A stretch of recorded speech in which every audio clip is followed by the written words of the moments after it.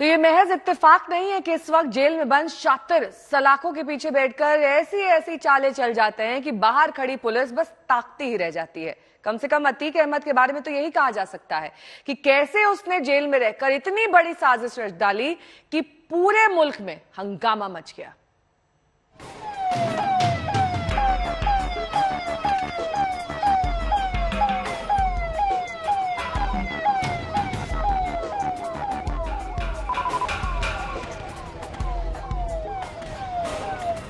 सभी जानते हैं अतीक अहमद कौन, कहां है और उसके नाम कौन कौन से गुनाह दर्ज है। लेकिन इस वक्त उत्तर प्रदेश की पुलिस और उसके आला अफसर इसी एक नाम की वजह से ना तो दिन में चैन से बैठ पा रहे हैं और ना ही रातों को चैन से सो पा रहे हैं, क्योंकि इस अतीक अहमद और इसकी करतूतों ने यूपी पुलिस का जीना हराम कर रखा है। जिसकी सबसे ताजा मिसाल है ये तस्वीरें जो प्रयागराज से सामने आई और देखते ही देखते टीवी के पर्दे पर छा गई। पुलिस की तहकीकात शुरू हुई तो नाम सामने आया अतीक अहमद का। खुलासा हुआ कि प्रयागराज में 24 फरवरी को शूट आउट अतीक के इशारे पर हुआ।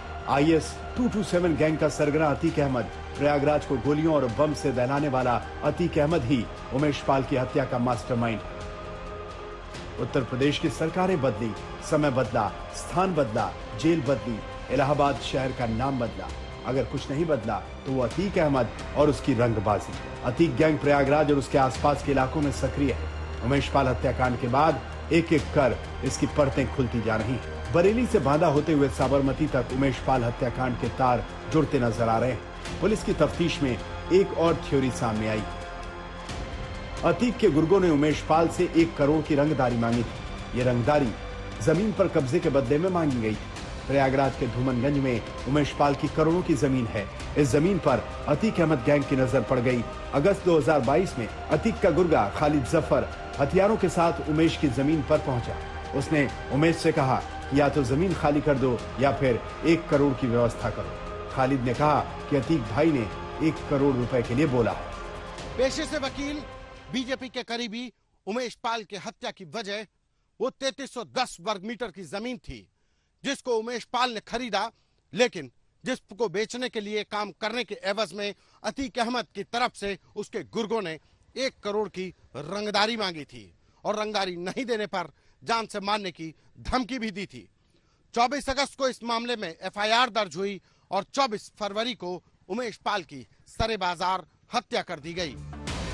ये बात यही खत्म नहीं हुई, बल्कि जब उमेश ने बात नहीं मानी तो बात बहुत आगे बढ़ गई।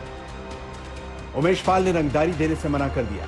न सिर्फ मना किया, 24 अगस्त 2022 को FIR भी करवा दी। प्रयागराज के धूमनगंज थाने में दर्ज FIR में अतीक गैंग के 5 गुर्गों का नाम है।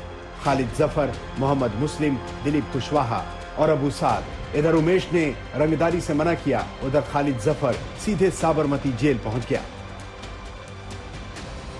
सूत्रों की माने तो उमेश पाल के मना करने पर अतीक अहमद नाराज हो गया। उसने खालिद को इशारा किया कि फुल एंड फाइनल सेटलमेंट कर दो। इधर अतीक का इशारा हुआ, उधर उसके गुर्गे सक्रिय हो गए। प्रयागराज से संतोष शर्मा के साथ आज तक ब्यूरो।